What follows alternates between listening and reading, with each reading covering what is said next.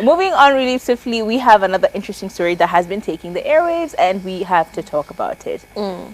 We've seen the drama between Cali and Njugush. Yeah. And it all started when, of course, Cali said that he doesn't really find Njugush very funny.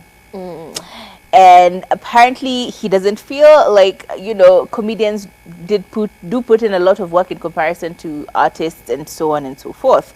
And of course, a lot of people have come in and chimed in on this conversation, including Daddy Owen, who very recently has actually come to kind of settle the beef. He says that people took it completely to an extreme. It shouldn't have been blown out of proportion in the way that it has, and he really doesn't see why the two people are actually being put head to head.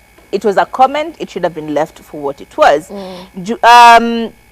According to Daddy Owen, he said the Njugush and Cali saga is a bit unfortunate. In a very small creative industry, both have played massive roles in music and comedy respectfully, and both are his friends. I feel sad when I see them receive stabs from fans. I guess it comes with the territory. I respect the legendary Cali, and and the revolutionary Njugush. He's been a huge fan of their comedy, and he feels like, if they keep going, they'll get places. However, it is quite a production for either people. Artists take a huge team in order for them to have their music running and continuously being, publicized and all of these other things. And also comedians take a lot. For you to create a comedy special is not that easy. You don't just wake up and have a comedy special. You have to have a huge team behind you, helping you with writing, helping you with criticism, listening to your pieces and giving back what they think and how you can improve them, and such and such and such. So both of them are very, very important and talented people, and so it shouldn't have gone this far. But Cali has actually given an apology, albeit an interesting one. He said, in his own words, he said, "Nimekuwa a huge fan of stand-up comedy as an art form, ever since he saw one of the comedians make a videotape very, very long ago. Then Eddie Murphy came along and killed it on the stand-up stage. Stand-up comedian has a huge team and a dope group of writers and all of these structures." And so that was, in a way, his way of apologizing, because he recognized that stand-up comedy does take a lot of work and energy to be put together. And he did mention a few people, including the famous Eddie Murphy. So do we say that in a way he's apologized and we just let this story rest? Because it feels like we are really, really pushing it where it really shouldn't be. I don't even understand how the beef started, or how this battle of wits or battle of words started. I'm not quite sure where it stands. Listen, at the end of the day, Cali went low. He went underground. He went really low, attacking Njugush like that. Because one thing about Njugush and Celestine, they are very unproblematic people. You'll really never find them in scandal. All they do is make very, very accurate depictions of what the society is going through. You might not find it funny, but art is subjective. It's giving the vibe of, I'm going to put you down so that I rise up. It's giving that vibe, because not long after, Cali is now launching his own podcast.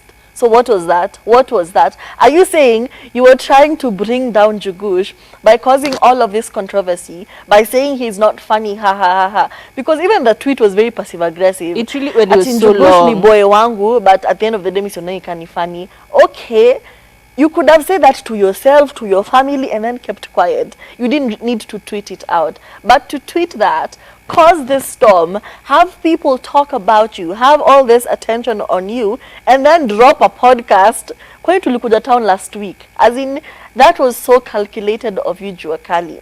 But the thing is, you are a legend. You are pioneer in the industry. There was absolutely no reason for you to do all this kiki But just is for it you to truly drop a kiki? podcast? Because I feel like Jokali has been one of those people who's been very adamant about people not using kiki to push their agendas or whatever. So it would be so ironic if this is actually what he has resorted to in order to push this agenda over. Because I don't believe in coincidences. There's no such thing as a coincidence. This man saw what was happening. He saw the opportunity and he dropped a podcast. And you can actually see that this podcast has been a thing in the making, because if you look at the content Jokali has been putting out lately, where he's been recounting, things that used to happen in the past. Even on Twitter, he's really been recounting the hip-hop journey, the things they used to go through, the stories with Clemo, the things about not getting a job because of the car he was driving. It's really been a autobiography, especially on Twitter, on Threads. He's really been killing it there. And now, to just throw in, Njugush under the bus, and then you launch your podcast. I don't believe in a coincidence. He did apologize. It was actually, I'm sorry, the apology that I read before was not the correct one. He apologized and said, fans wa Njugush and Njugush, poleni sana, kama hiyo tweet ilikama out as harsh. Hiyo haikuwa intention, hiyo haikuwa the intention. Napenda skits za Njugush, na ni vile tu stand up iko kwa ball game ingine noma, but pole pole with practice Njugush will become one of the greats. Listen, let's come together. Stand up is an art form, inataka practice na inataka patience na a lot of resources kama tu music industry, but done right hapo kuna do kuruka. It's like me telling you nikukoseme nikwambie I'm sorry if you were offended. That is not an apology. Jokali. They just said you can do better. This is unfortunate. Generally, because again, I am a strong believer that Jokali has said this many times. You can never resort to kiki for anything. So me, I'm over here saying maybe we just read it out of context. No, it was kiki. Yeah, but maybe a better apology would do. A better apology to Njugush would do.